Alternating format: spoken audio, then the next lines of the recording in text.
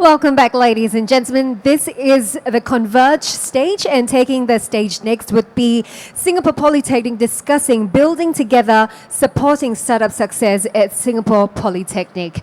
Now, the founders emerging from SP have been making huge waves both locally and on global stages, demonstrating the massive potential of local talents. As we all know, startup success does not come easily. It truly takes a village.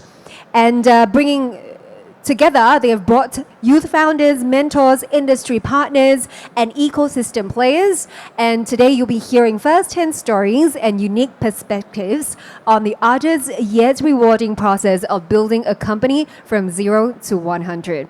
So moderating this panel, we have Glenn Lim, Senior Program Director of MedTech Innovator Asia Pacific.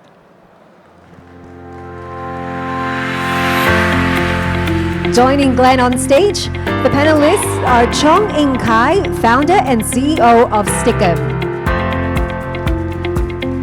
Lim Yi Ling, co-founder and CEO of Waves Spark. Mariani Anisa, co-founder and CEO of Commoners. Nian Litun, COO of Neural Drive. We're going to hand the time over to you, Glenn. Take it away. All right, thank you so much and a warm welcome. I think today we have a very exciting panel lined up. I'm going to do a self-introduction and then I'll get each of the distinguished panelists to do their own introductions. And then we'll cover a little bit more about building 0 to 1, mentorship and support networks. You'll get to hear each individual stories from our panelists, as well as to close out the panel, we'll do a topic on navigating failures and building resilience. So if you have any questions, maybe at the last 15 minutes, 10 to 15 minutes, we can take some questions from everybody. Okay, so very nice to meet everybody. My name is Glenn Lim. I am with MedTech Innovator. I'm the Senior Program Director. And I've been mentoring with Singapore Polytechnic for the past 5 years. And it's really heartening to see all the companies that have spun off from Singapore Polytechnic itself. And of course, I think from the very first batch of Beatty Challenge spin-off companies, we actually have Stickum. And today we have the founder of Stickum, Kai, with us. Would you like to introduce yourself?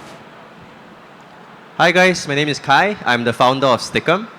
So Stickum started when we were 17, year 1 of poly, where we basically wanted to make STEAM education more accessible because Lego, a lot of STEM education products and programs are very expensive.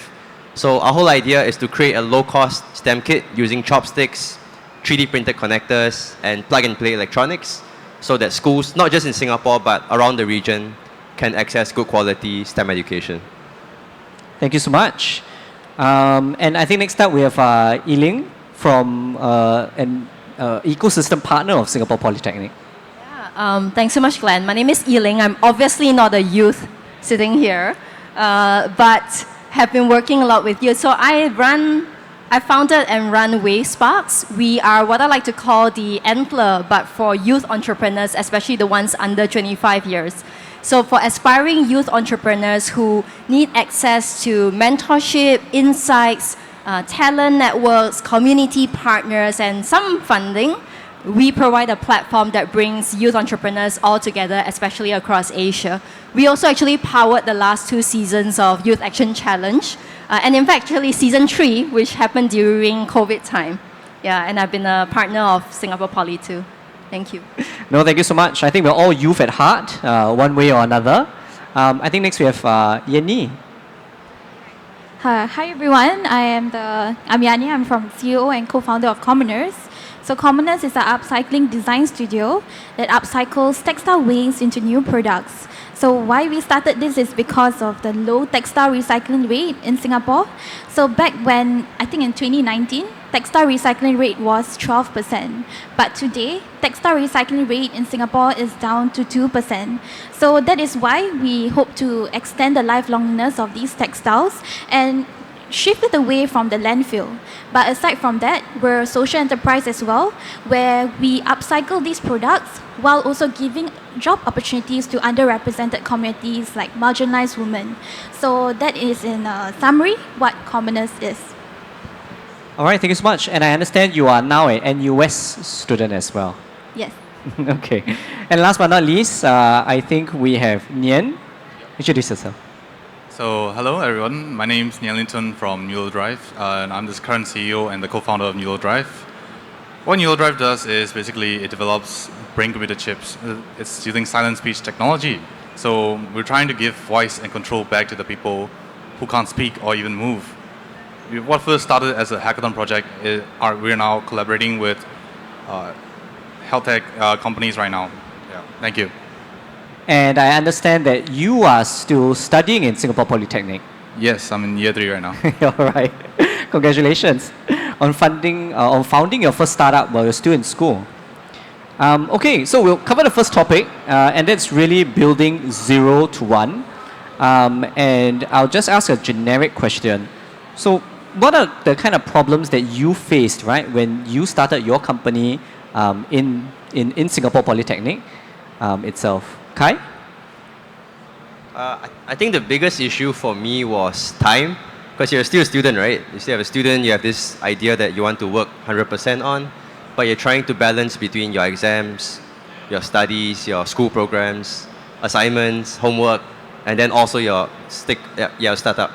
So for me, time was the biggest issue. Found some ways around it, but overall still it was a pretty big issue. Yeah, I definitely think time is a big problem. What about both of you? For me, it was credibility. Since our product works based on like thoughts, right? When you tell someone that you can actually control devices or things using your thoughts alone, it sounds kind of unbelievable, right? Yes, so credibility was one of our biggest problems in the start, but after winning like multiple competitions like in Singapore and also like across the world, we were able to like slowly build our credibility. Yeah. And I understand that you guys did a major pivot this year itself.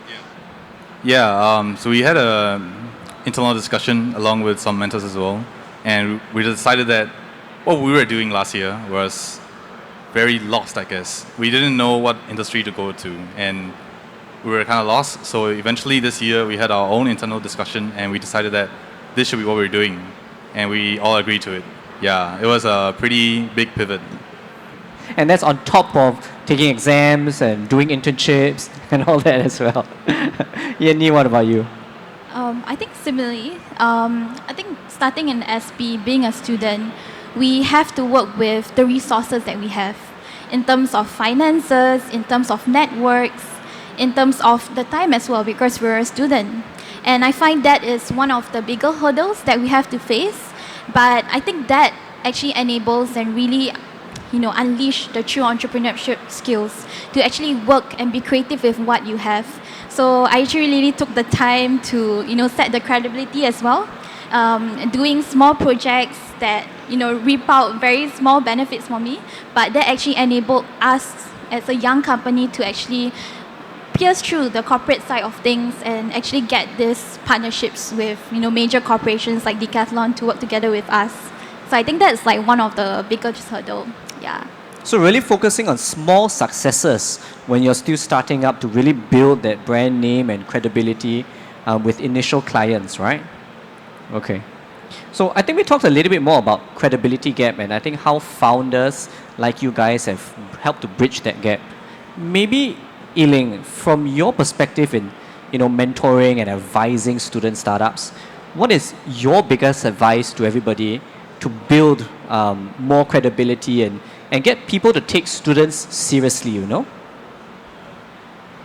Yeah, I think it's interesting because the group of people who want to mentor students and who are looking to invest in students, that's a self-selection bias, meaning right. they already want to give back.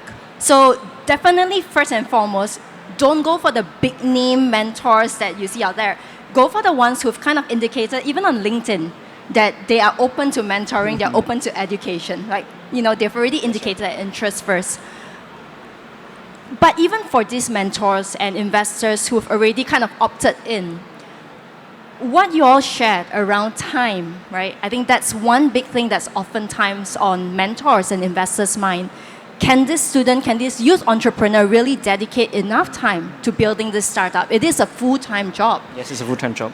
And I think one of the biggest memories I have would be a particular startup team that we were mentoring. At one of the pitch sessions, the judges was really impressed, and judges asked this team, so are you doing this full-time or part-time? And they are students, and they said, oh, studying is our part-time. So building this startup is definitely our full-time.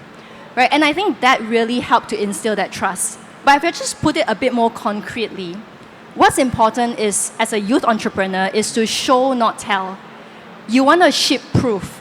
And I say not just ship proof of success and progress, but ship proof of effort. We all know that progress will take time, and it is harder for youth entrepreneurs to be able to get business partners, to build that trust, to even get funding to begin with. But if you're able to consistently show progress and show effort, right? This is what we did, this is what did not work, this is why we pivoted, this is how we went across the border to Johor and sat with the vets for like 2 whole weeks during our holidays to figure out what were the problems that this vets faced. That's a real example of a team I mentored. That's how you show proof of effort. And I think that's what instills trust in mentors as well. No, I think you brought up a very valid point as well. And maybe that's also the reason why you invested in a company from SP this year. What really made you, take out money from your own pocket and say, yes, I believe in what you do. I want to give you a chance and help you to succeed as well. Yeah, I think you'll hear a lot of investors basically say this, right? We look for founders who are coachable.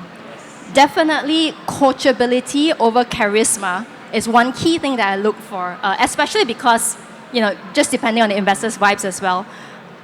And if I really, again, look at it, what are the key things that I look for, and why did I decide to invest in this startup or these founders really? Boiling down to maybe an acronym called PROOF. Number one, right? Are they really persistent? Do they show progress? Do they show proof? Number two, are they resilient? And do they do what they say they were going to do? At every single mentorship session, if we arrive together, committed to an action to be taken, do they go on and do that? And do they come back the next week or the week after that and say, oh, we tried this.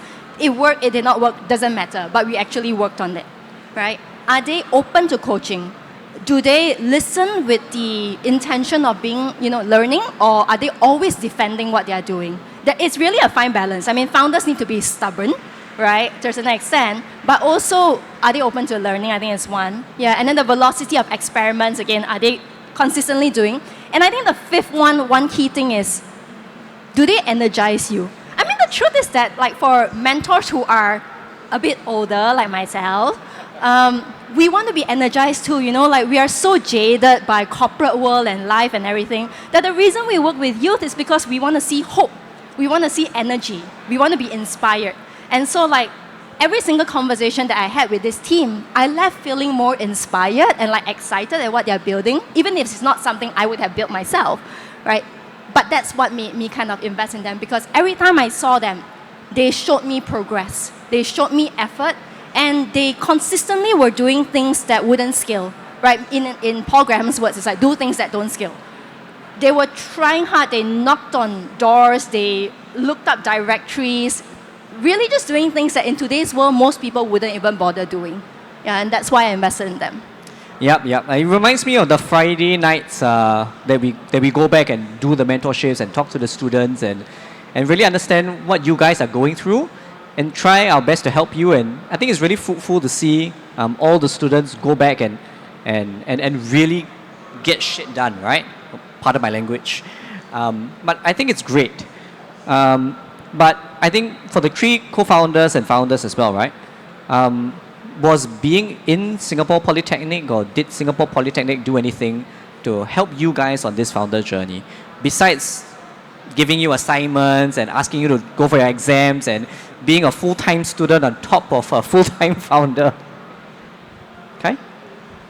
Yeah, when we were starting out, because we are a hardware startup, Yep. we have actual hardware, we need to find printers, everything. Yep. So the very first version of Stickum, or the first like 100 sets of Stickum that we shipped out, was done in the fabrication lab of SP at T14 level 4, Okay. the fab lab. So that was where our initial start was. eventually we scaled up. We said we needed more space, so we requested from Triple E, can we get a spare classroom that's not in use? They gave us a spare classroom. And then, yeah, stuff like funding, grant funding from Spinoff, Beatty Challenge, where I think we... Yeah, I remember judging you. Yeah, so small grants here and there. It's not enough to carry you for like a whole year, but it's good enough to let you upgrade your product and keep building for a short while you figure out where you get your revenue from. So the initial kickstart, that booster, and they give you a spare classroom. Spare classroom, yeah. But I do have to say that I think many startups kind of get stuck there, and then they get too comfortable, taking in grants, going for hackathons, Yeah. and they don't actually go and find a sustainable business model. Yeah, so they get stuck in this little valley of hackathons. And you guys definitely pulled through. Yenny? Honestly, like Commoners really was started with around the SP landscape. But honestly, I have to say that we actually pierced through the industry when we graduate from SP, but the continuous support from spin-off through networks and linking us to pitching competition really helped us. And I think in relation to like what Kai mentioned, they did give us a space, InnoHub, to actually store some of our fabrics, do like some prototyping, and through that as well, we get to access SP students to actually, run and test bait like our products, whether it sells or not. And even though that was more focused towards the B2C side of Commoners, which is not Commoners right now because we're focusing on B2B, but that actually really helped us shape, because right now to do market research, it can be quite costly as well.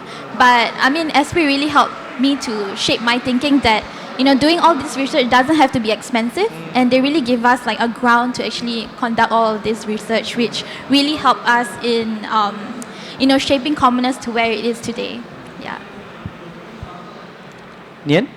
My story is pretty similar to Kai's story actually. When we first started out, we didn't have a workspace to actually build our prototype, right? So we talked to the school, they gave us the Fab Lab at the library. And that was where we first built our prototype, a wheelchair, if you remember. Yes, I remember the wheelchair. Yeah, it was a very makeshift prototype, but it still showed the concept of our product. So that was really where our first breakthrough is. And the school was a big part of it. And they also provide us with guidance, mentorships to make sure that we stay on the track and we don't get lost doing like hackathons only or doing like getting drowned in work itself.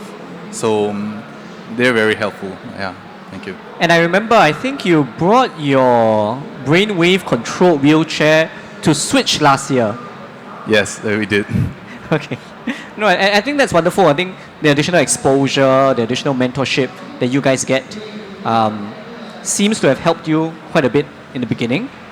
And I think that leads us to the next question, right? Which is really on mentorship and support networks. And they always say you can never build a successful company alone. It always takes a village and a group of dedicated people willing to give their time, their resources, and their experience to you as well. So maybe for Yiling, what do mentors look out for in youth entrepreneurs, right? I think you shared a lot on proof, but when you decide, okay, I'm going to mentor a company long term, right? Are there specific attributes you look at? Yeah, I mean, honestly, it would be the same points that I shared earlier on. The key thing is really, if I boil it down to again, the key thing, it's really, does this team show up? Does this team show up in the sense of few things? Number one, time and resource and commitment. Do they reach out to me as to come and say like, oh, I have this problem, can we schedule a mentorship hour next week? It goes both ways. Mentors have to reach out as well. But if a mentor is consistently reaching out and doesn't get a response, the mentor will also Then you stop. get tired as well, Yeah, you right? get tired. And you maybe also wonder, well, maybe I'm just not adding value to this youth. And so I wouldn't bother anymore. So I think it's a two-way relationship, definitely. Does this team show up? And then also do they show up in terms of the progress or the proof of effort that they are showing? Have they taken what I shared into consideration? Have they worked on it? Are they, really developing basically? And honestly, oftentimes we do get a lot of mentors who want to mentor, and at the end of the day, maybe it's just the vibe doesn't fit, the advice doesn't fit, the experience doesn't fit. Because it's again a two-way thing. Just as much as a mentor is looking for a mentee, the youth entrepreneurs as well, there are also certain attributes that you have to look for in the mentor. Yeah, so I guess both must vibe, right? The mentor and the mentee. And I think our three companies, you guys have vibed very well with your own mentors. How did you find your own mentors and what made you, or what were you looking for in some of these mentors? Nian? So my first mentor was our own first mentor was Mr. Dehang Hong, which one of our co-founders met through his own NS. So he was doing NS at this time, and he met our mentor through the SCDF. So he connected with him, and then eventually the mentor liked our product quite well. Like he liked our vision, so he wanted to mentor us, and we also agreed on it. So eventually we were able to walk on the middle ground, and at that time we were looking for someone with medical expertise. Since Mr. Dehang Hong was actually Chief Medical Officer of SCDF, he was able to provide us with ample guidance, and that was how we first met our mentor. Yeah. So a bit of luck as well. A bit of luck as well, yes. Yenny? I think my first unofficial mentor, I would say, is my lecturer in SP. Because, I was doing entrepreneurship specialization. So naturally, our lecturer is the mentor.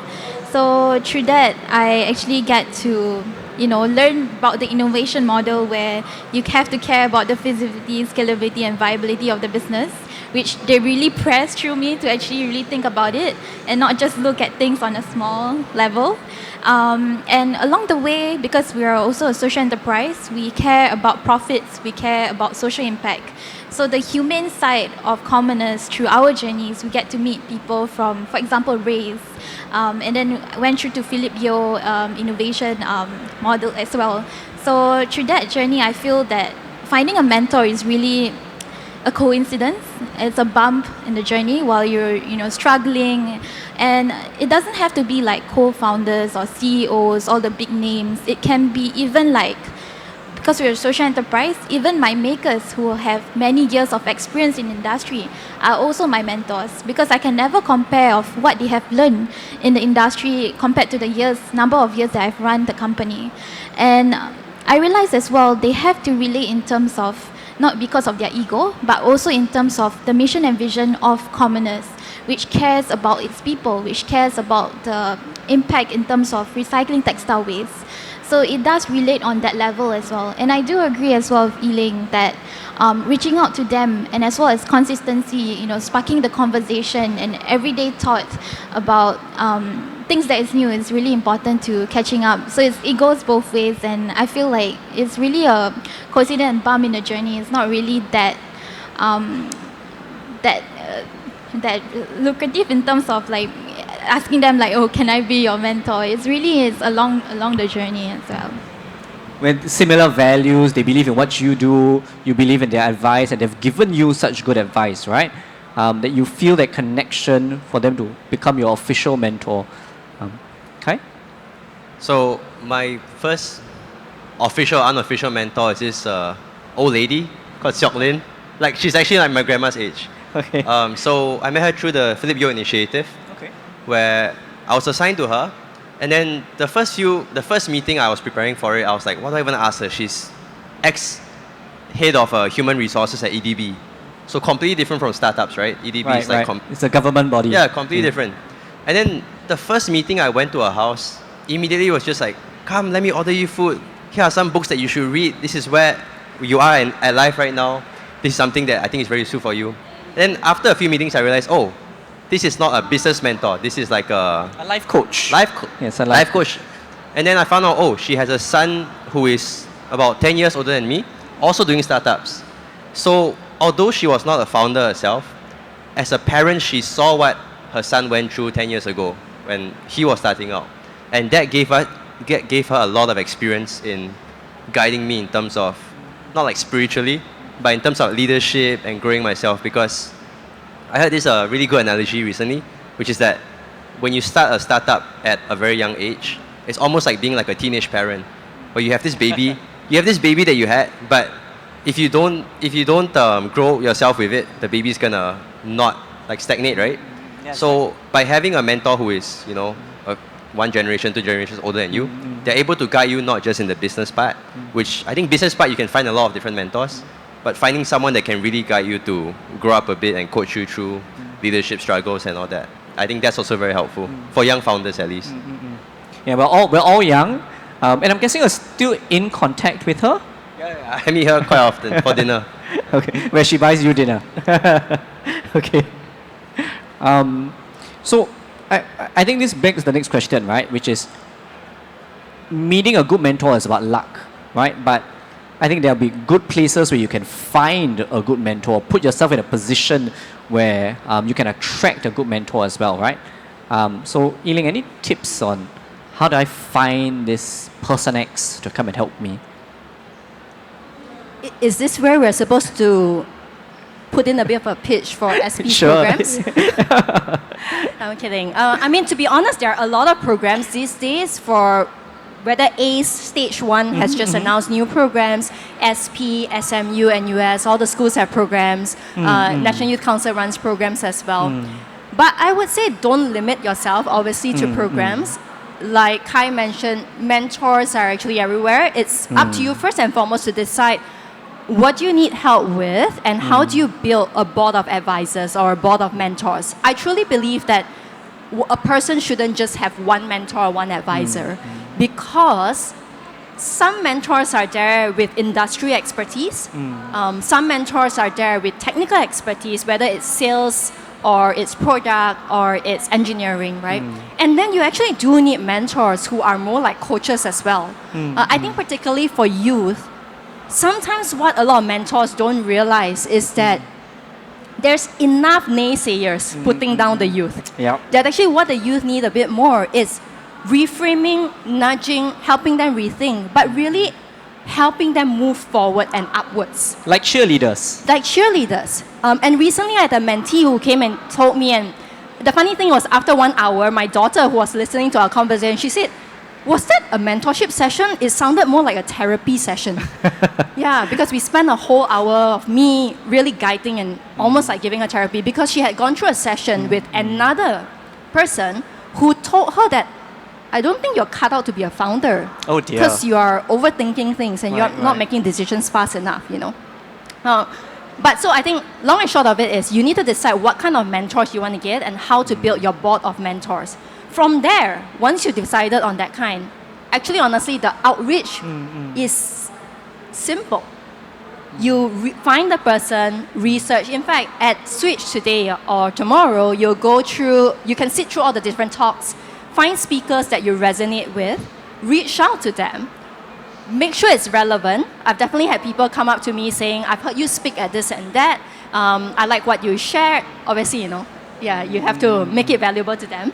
And then she also then made mention that I saw that you had a background in investment banking. You came from a finance background previously, and I'm now building an investment startup for youth.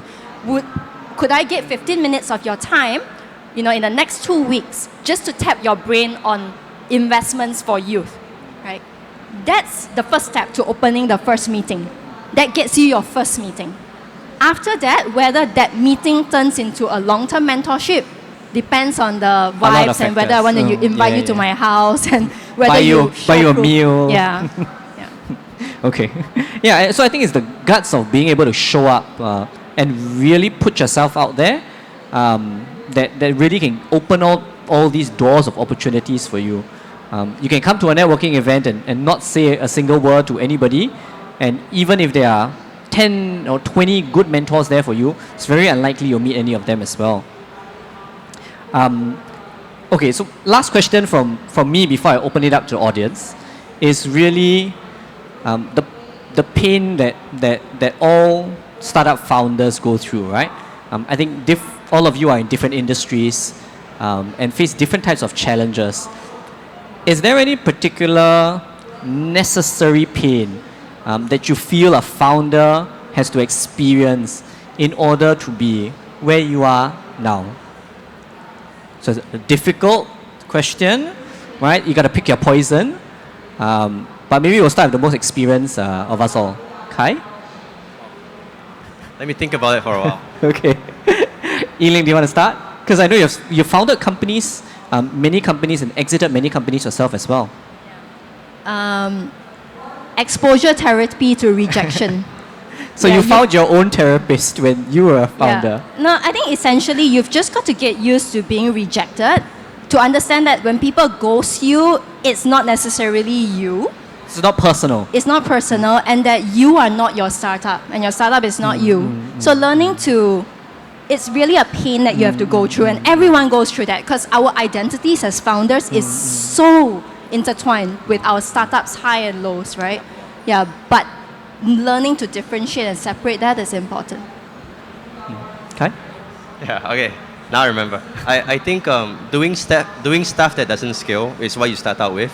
But then that pain should be enough to drive you to start systemizing processes to the point where you're no longer limited by your own time running around doing different stuff. So that pain has to be strong enough where you start to like, oh shit, we need to do something about this. And let's set up an Airtable, let's set up a spreadsheet. Let's do all these things to properly track what we're doing instead of being in like a startup first year mode of like, just do whatever we can and try everything. So starting to slowly become more data driven, looking at the numbers, looking at just the data in general. I think that pain has to come before you actually wake up and start doing it. So you're going to find some initial success and traction and make yourself so busy that you really need to tie everything together and put in proper processes. Yini. I think something that entrepreneur have to face to actually really experience entrepreneurship, I think is along the line of failure and moving on is to actually let go. Not let go as in go crazy, but like in terms of letting go of different roles, because you're a startup, you're looking at scaling up things.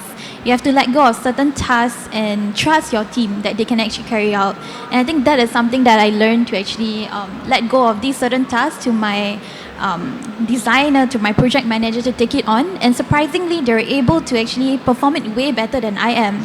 And I'm able to actually perform my due diligence as a CEO to get leads, to make sure everything is in line. And I think it's as well as in the lines of rejections and failures as well, letting go of these negativity and actually looking at what is next, having that growth mindset to aim for the better and to make your company better as well in terms of productivity, efficiency as well.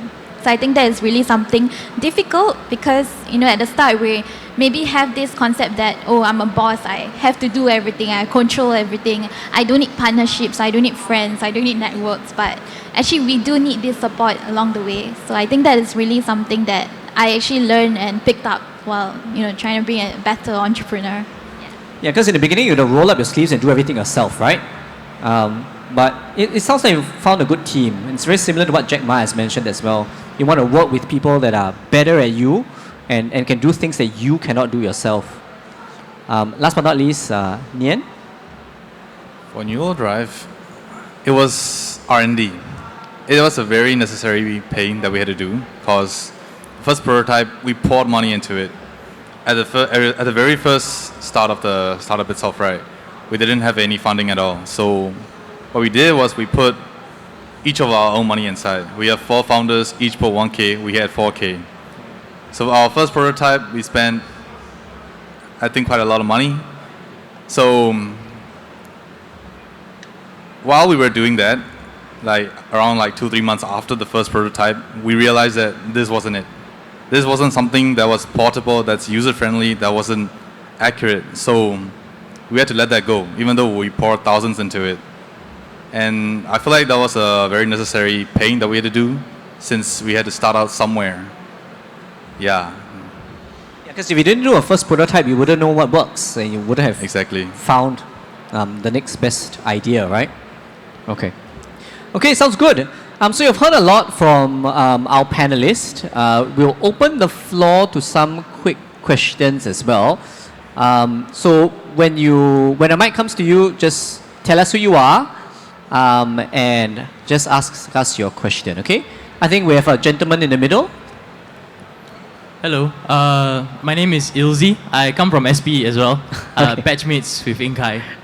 So, I think a question that I have is very close to heart. It's about inclusion everybody on this stage here talks about inclusion, right? Our startups are based like Nien, for people who can't speak, Inkai, making STEAM education accessible, and Yani, of course, recycling textiles and making sure the marginalized women or different demographics have jobs.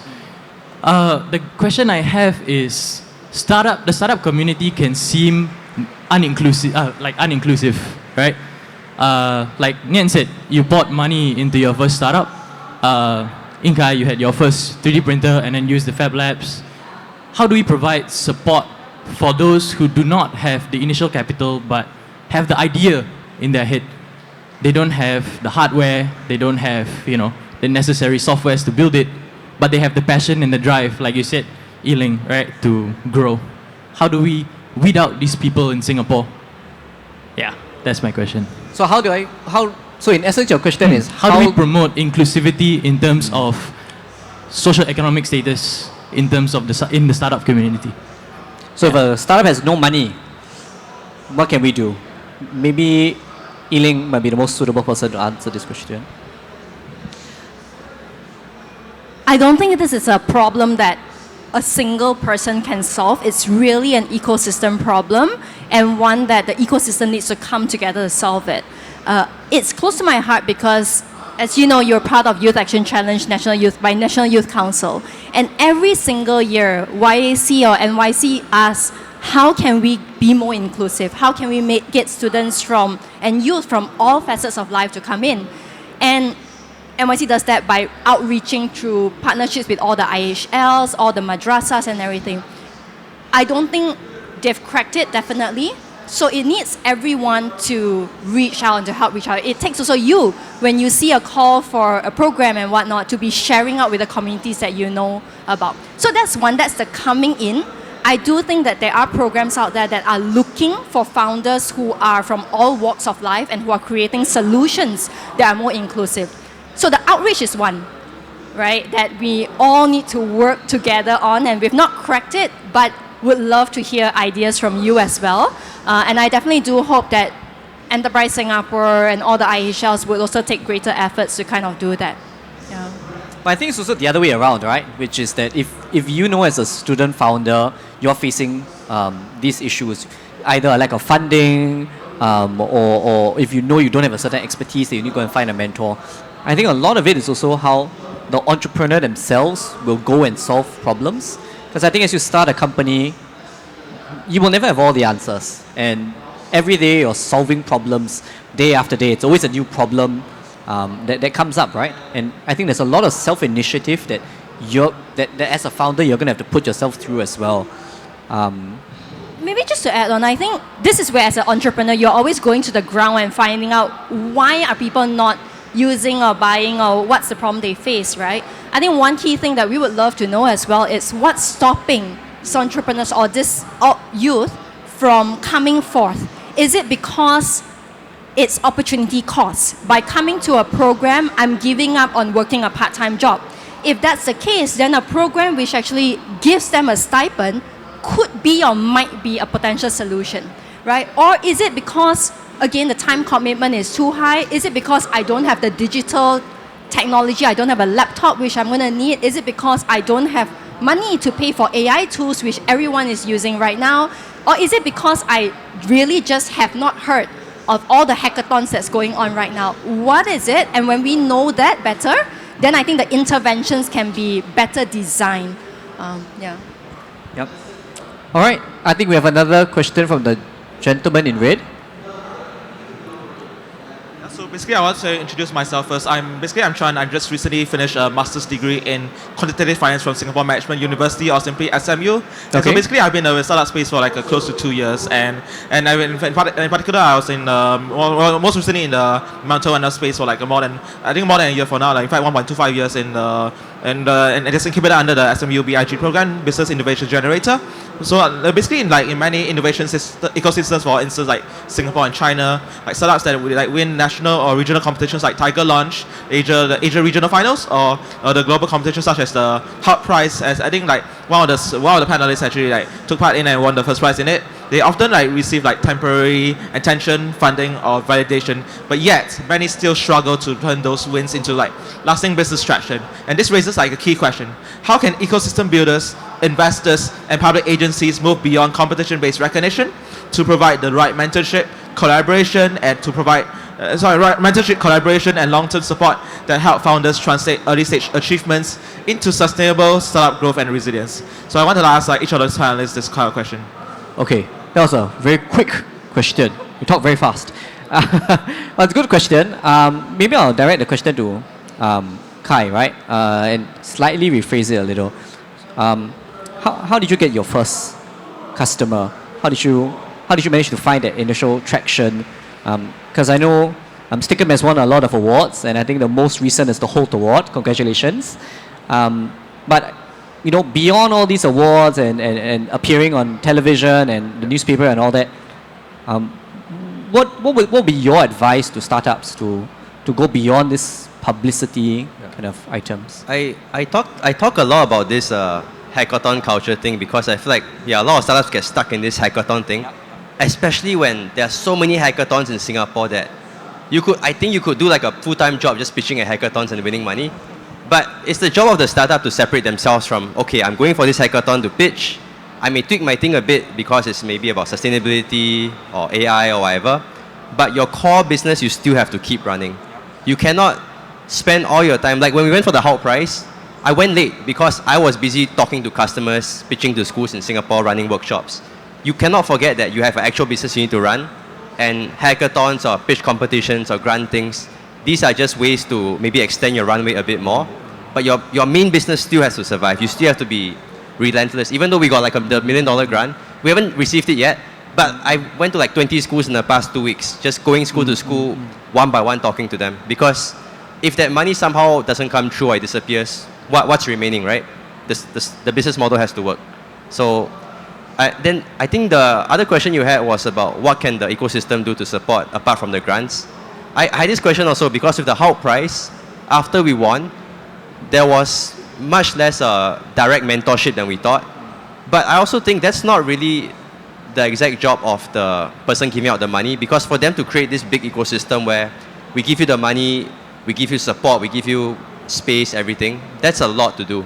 So maybe sometimes it's just they are a small part of what they need to support in for like entrepreneurship ecosystem, and then it's the entrepreneur's job to find the other stuff that they need to fit, whether it's mentors, whether it's space, more grants. It's the entrepreneur's job.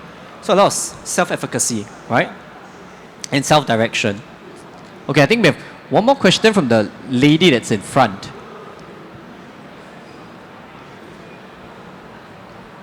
Do we have a mic for a lady in front?